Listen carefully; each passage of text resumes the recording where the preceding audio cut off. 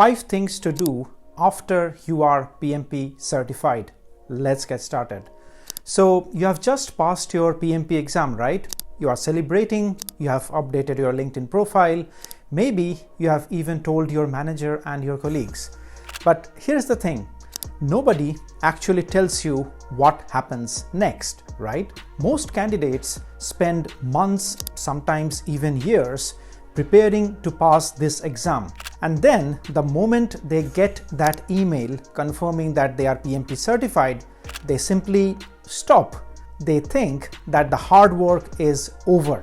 However, on the other side of the spectrum, the professionals who actually see a real return on their PMP certification in terms of career, growth, salary increase, and recognition are the ones who exactly knows what to do in the weeks and the months immediately after the certification. So if you have recently passed your PMP exam or you are preparing for it right now and want to plan ahead, this video is exactly for you. Also, if you're already PMP certified and you are looking to earn PDUs for your certification renewal, I have self-paced online courses on Udemy which will help you to get the necessary PDUs to keep your PMP certification active and in good standing. All the links will be in the description section of the video. Let's get started. So let's start with point number 1. And this is something so many newly certified professionals get wrong, okay? So you pass the exam, you update your LinkedIn headline, you slap that PMP after your name and feel proud about it, and you think that the job is done, right? However, on the other side of the spectrum, recruiters, AI screening systems, and hiring managers are scanning for not only the certification, but the specific project management keywords linked to the job description. And of course, PMP is one of them, and it doesn't cover everything which the recruiters are looking for. So what you need to do? So you actually need to sit down and rewrite your LinkedIn summary, your CV, and even your email signature to reflect what that certification really means, right? Things like your ability to manage stakeholders, mitigate risk, lead cross-functional teams, and deliver projects within scope, timeline, and budget. You need to focus on the impact the certification enables, okay? So to demonstrate that, you can add some specific examples from your current role, even if you are not a formally titled project manager yet. So this will help you to sort of convey to the recruiters that you are not just a certified PM on paper, but a certified PM in practice as well. And here is something people often forget, right?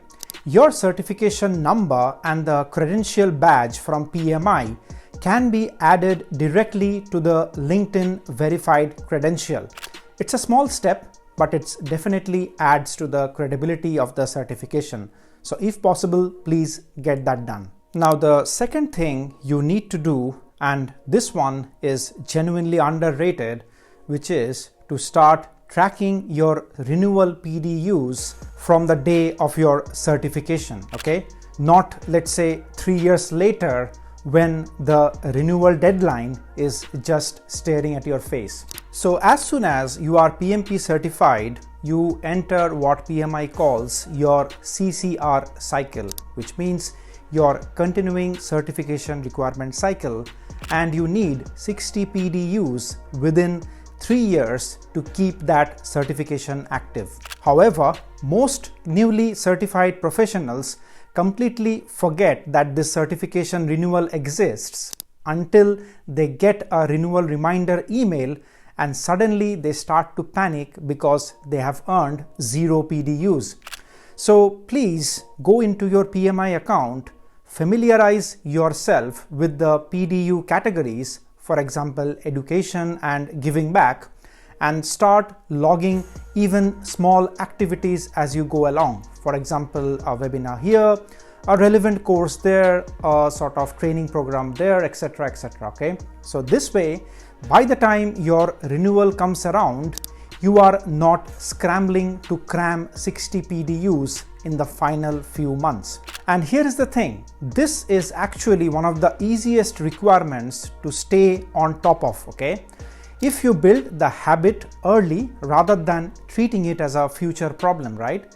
Because the professionals who leave this until the last minute are always the ones who end up getting stressed, and sometimes they even let their certification lapse entirely, which means starting the examination process all over again. Now, since many of you watching this video are already PMP certified, I want to quickly point you towards a few resources that can genuinely help you with your PDU renewal without needing to go back and study for the exam again. So my PMP Exam 35 PDU Masterclass works brilliantly as a refresher and covers the full 35 educational PDUs in one go. If you'd prefer something shorter, my PMP Exam Mock Simulator is a great way to stay sharp on the exam concepts while claiming 10 PDUs out of that 60 PDUs. For those of you wanting to strengthen your foundational project management knowledge, my Project Management Basics course covers 16 PDUs. And if cost and schedule performance is more of your focus in real life where you are working, my Earned Value Management course, built around a real-world case study, will provide you with 9 PDUs. All the links and the full details are in the description section of this video. If any of these are useful for your renewal cycle, please go ahead, and I hope to see you inside one of those classes. Now let's move on to point number 3, and this is where the real value of your certification starts to show. So don't wait for a formal project manager title to start applying what you have learned, right? So you can start using PMP concepts in your current role right now, whether that's introducing a proper risk register, running more structured stakeholder conversations, or simply applying earned value thinking when you are reporting progress to your manager. However, professionals who treat the PMP as just a credential to display on their LinkedIn profile without actually applying the frameworks often find the knowledge fades within months, okay? So look for small opportunities within your current responsibilities to demonstrate your skills and thinking in action. And here is the thing, when you start visibly applying PMI's mindset, prioritizing value delivery, engaging stakeholders proactively, managing risks before it becomes a problem, that is when your manager and your peers genuinely start to notice that step change which the certification has provided you in terms of your skill set, right? Now, the fourth thing that you need to do is to expand your network within the wider project management community. So being PMP certified connects you to a global network, but only if you are actually engaging with it, right? So for example, you can join your local PMI chapter, take part in their events, and get active in relevant LinkedIn groups where project managers are discussing real challenges. Also, attending these live events or webinars can earn you additional PDUs for your certification renewal, which is sort of a win-win situation for you, right? However, please note that to attend PMI local chapters and join their webinars, you need to retain your PMI annual membership. And I have attended many PMI local chapters, and I do feel that they provide you with a very good platform to network and explore career opportunities. And here is the thing, some of the best opportunities in this field don't come from job boards or from LinkedIn, right? They come from conversations, relationships, referrals, and people knowing that you really exist and you are credible. Make sense? Now, here is the fifth and the final thing, and this is the one which I promised would tie everything together as part of your overall skill set as a PMP certified project manager. Start mentoring or coaching someone else through their PMP journey. So this could be as informal as guiding a colleague who's just starting their preparation, or as structured as volunteering with your local PMI chapter. And here is the thing, teaching someone else forces you to revisit and actually reinforce your own understanding, right?